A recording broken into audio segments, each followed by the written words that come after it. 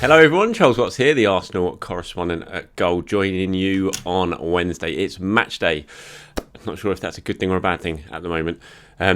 Arsenal are back in action tonight, Southampton at the Emirates, 6 o'clock kickoff, which I'm quite lucky I checked actually, because I thought it was 8 o'clock, and I would have turned up a little bit late. Again, not sure if that would have been a good thing or a bad thing, given how Arsenal are playing at the moment. But anyway, I'm not going to really talk too much about that game. I talked about it a little bit on yesterday's video. I'll just go for a little bit right at the end in case you missed it, and you haven't seen yesterday's video, just on team news, and I'll give my predicted 11 again. But my main focus on this video, I just wanted to talk a little bit about fans forum that was held last night with Edu and Vinay Venkatesham, the managing director at Arsenal. The pair of them often hold these fans forum like once every, I'm not sure how many months it is or weeks it is, but various fan groups are included on this, and they get to ask questions, and the pair of them sort of give a little sort of state of play chat on how things are at the moment. And there's some quite interesting things to come from last night's one that I just wanted to sort of run through you with the big talking points and go over, because like I said, there was some quite interesting stuff from the pair of them. So we'll get straight into it. We'll start with Vinay giving his backing to Mikel Arteta. Now, we've seen that already kind of in the public domain recently already. Vinay actually spoke about it last week in a couple of press interviews he did while speaking to Simon Collins at the Standard and Henry Winter at the Times, when the pair of them were invited down to sort of celebrate Arsenal giving out 500,000 meals to the community, which is a great thing the club has been doing. And he backed him, and then Edu came out and backed him as well to the media this week. And he kind of got over that again, just giving his 100% backing, saying we're all 100% behind Mikel. I know I can't convince you by words. It's what happens on the pitch that matters. Behind the scenes, everybody is disappointed, but they're also being quite measured. We are working extremely hard. Everyone is sticking together to turn it around. We absolutely do believe results will come, but we're not ignoring what we see on the pitch. So backing for Mikel Arteta again there from one of the Arsenal hierarchy, which he'll be happy with. He said last night during his press conference he was happy to get the backing of key figures at Arsenal. But ultimately, he still knows that he needs to get results. He needs to get results quickly, because he can have the backing of everyone, but if you're losing week after week and you're continually getting no points and you're sliding down towards the relegation zone when you're manager of Arsenal, that only results in one thing, and that's the sack. So he is going to have to find a way of reversing his team's fortunes very, very soon to continue getting 100% backing of those above him. But they do very much back him now, and it's what the messages we've been getting from Arsenal is that Project Arteta is very much still an ongoing project, and one that everyone believes in, and do believe that down the line, perhaps a little bit further down the line, that maybe we're all hoping it will become a success. And I've kind of spoken about it before on this, that I still back Mikel. I like Mikel. I really want him to do well. I know he needs to get results, but I do also think that you've got to look further down the line with this. I mean, he is in a really difficult position here with a squad of players. Some of them are unhappy, because they're not playing. It's just really hard to manage a squad like that. I think he's just got to find a way, Mikel, of bumbling along until next season, until the summer even, when so many of these players can go. Mesut can go, David Luiz possibly can go. They can get rid of Guendouzi, hopefully permanently. Socrates, all these type of players, Mustafi, Kolasinac, all these players who aren't playing, who aren't happy, he can get them out the door, and then he can bring in his own players as well who are happy and are sort of know that they're part of this project. So it's a really difficult transition time at Arsenal right now, and it's difficult for Mikel Arteta to manage. And I'm not making excuses for him, because, as I said, he has to find a way of getting results. Because if he doesn't, he will get the sack. It doesn't matter if it's a transition season or not, and it won't matter the problems that are going on behind the scenes. He needs to find a way of winning with this group of players, and he needs to find a way of winning quickly. Hopefully, fingers crossed, he'll find that way tonight against Southampton, which will help ease the pressure just a little bit. Edu then stepped up and was talking about a few things, and he talked about the transfer market. Obviously, this is Edu's domain, the technical director at Arsenal. And he was speaking about the transfer priorities, very clear, in fact, in what he believes Arsenal's priority is or will be in the transfer window, whether that be January or in the summer. We'll have to wait and see. But I think with the way things are going at the moment, if Arsenal can free up some funds in in January to make that key signing, and it'll be hugely beneficial to all. But those problems I just talked about with the squad numbers has to be kept in mind as well. But Edu says, when he was asked about the transfer market and what Arsenal might be doing, Edu said it's quite clear what we need. We need a player with creativity in the middle. We don't have that in the squad right now. We kind of do, Edu. His name's Mesut Ozil, but I know what you mean. He's not in the 25-man Premier League squad or the 25-man Europa League squad. So very clear there what Mikel and Edu are sort of working towards in the transfer market. We kind of knew it anyway. Houssem, the player that Arsenal really tried to get, spent all summer trying to get last summer, didn't manage to get him away from Lyon. That type of player, and it's clear from watching on the pitch that that's the kind of player they need, that real sort of link between the midfield and attack. Szoboszlai is pretty much confirmed now going to Leipzig. I don't think it's been finalised yet, but pretty much confirmed that is happening. He'll be making that trip from Salzburg to Leipzig between the two Red Bull clubs, so Arsenal won't be getting him. But that's the kind of player they're looking at, and Houssem certainly fits the bill of what Edu's had to say there about the creative player who can play in the middle. It's just a case of how much they're going to spend. Can they get it done? Will Lyon be willing to let him go? The French league is suffering from a real financial crisis at the moment with the big collapse of the TV deal that they had there. Is that going to have an effect on clubs in the transfer market? Do they need more money in quickly to get them through to the end of the season? Will that help Arsenal? Will they possibly be able to get Aouar away in January? I still think it's unlikely. That's not from me speaking about any facts on the matter on Aouar in terms of could it happen in January. I still think Lyon will not want to let him go halfway through the season. They will want to keep him into the summer. We know how difficult a negotiator Orles is. We saw that in the summer when Arsenal tried to get him. So I still think if Arsenal are going to move back in for Aouar, it wouldn't surprise me at all that interest isn't going to suddenly go away just because they didn't get him last summer. I still think the most likely outcome would be that they'll make another real big push in the summer, but you never know. Like I said, Stan Kroenke might decide to dip his hand into his own pocket. Yeah, it's tough to say that without a smile or a laugh.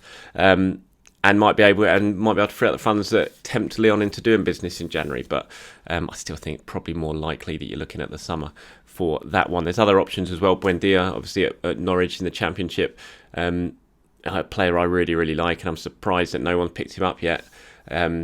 And he spent the first half of the season back in the Championship at Norwich, but real creative player. Is the same agency that Emiliano Martinez has, so Arsenal know them very, very well, know the agents very, very well. I think Norwich will certainly be willing, although they're doing well and hopefully coming back to the Premier League, I think Norwich would still probably be willing to do some sort of business in January if the right offer came in. So there are players out there that Arsenal like and are looking at. It's just a case of will they push the button in January or will they wait and do it again in the summer. But Edu very, very clear there in terms of what he believes and what Mikel believes Arsenal need to really take this squad up a level. And to be honest, it's not rocket science, is it? Arsenal desperately need that creative figure in the central areas, especially with Mesut continuing to be sidelined. In terms of continuing to be sidelined, Edu was asked about the split between the players and Arteta and the stories that have come out and the squad unrest rumours that are going on. And he's absolutely denied it, as you'd expect he would. He said every single club has problems. The stories about a split between the players and Arteta are not true. Stories about players not believing and trusting Mikel are not true. So very firm in his denial then, as he kind of would be. But look, Mikel basically admitted yesterday there are certainly players that are not happy with him or not happy with their position in the squad at the moment, and that's understandable. It's what I've just spoken about earlier on in this video. When you've got so many players who can't play or who are barely getting any minutes, they're obviously going to be upset. Socrates and Mesut Ozil, they're not going to be happy, are they? Not even getting any minutes at all, apart from Socrates is getting some in the under-23s, but then also players like Mustafi, Kolasinac, they're big figures in the squad as well. Big voices, and they're not getting any games, they're not going to be happy, and that's where division can come in, that's where players can become disruptive, and that's where suddenly you see these stories coming out about sort of splits in the camp and things like that. So Edu very firm in his denial, but there's no doubt that players are going to be unhappy with their situation, and we saw it with what Mikel had to say yesterday. I'm just going to try to see if I can find it for you quickly in case you haven't seen it. Let's have a look.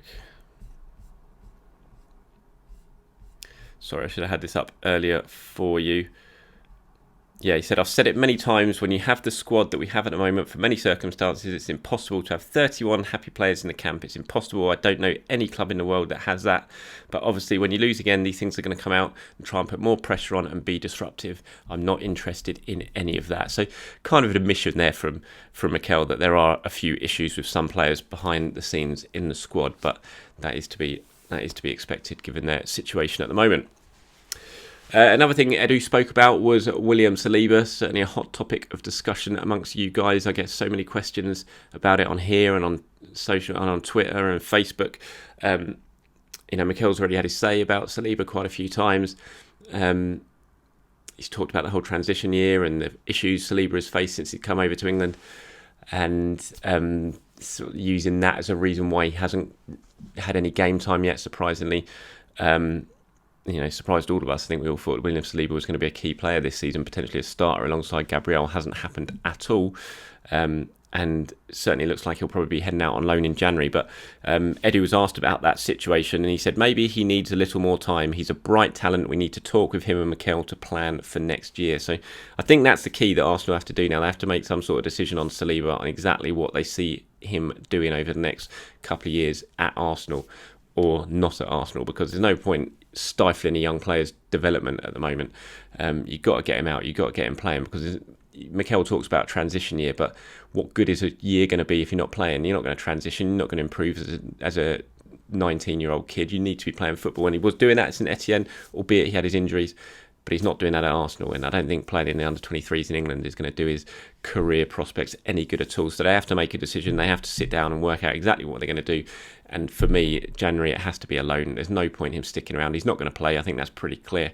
So he's got to go out on loan in January and get some regular football, and then hopefully come back in the summer, and Arsenal can decide exactly what they want to do with him. St Etienne, I still think looks like most likely option. I know there's been some stories suggesting otherwise, and that Arsenal are looking to sell, but I don't think they're looking to sell. As far as I'm aware, they're very much focused on sending him out on loan in January if he goes out, and not looking to cash in on him straight away.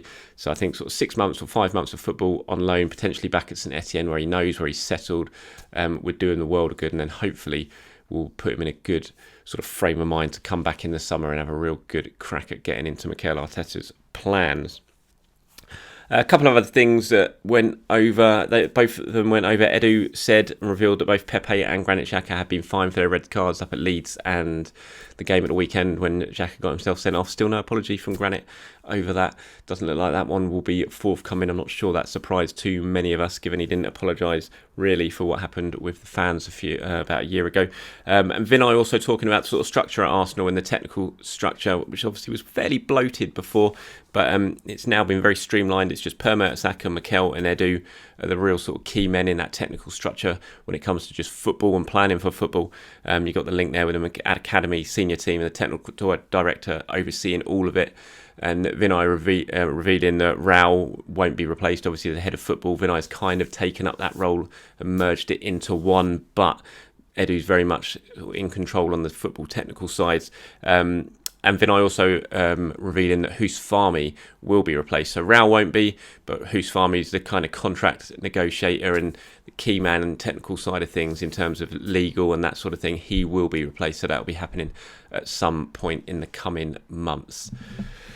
So that's that from the fans forum. Quickly just on tonight, I'll just go over the team news again in case you hadn't seen it. So we're looking at no Thomas Partey yet. He's still out for a chunk of time. Haven't got the exact date yet when he's going to come back, but he certainly won't be available tonight. David Luiz is being assessed. He trained yesterday.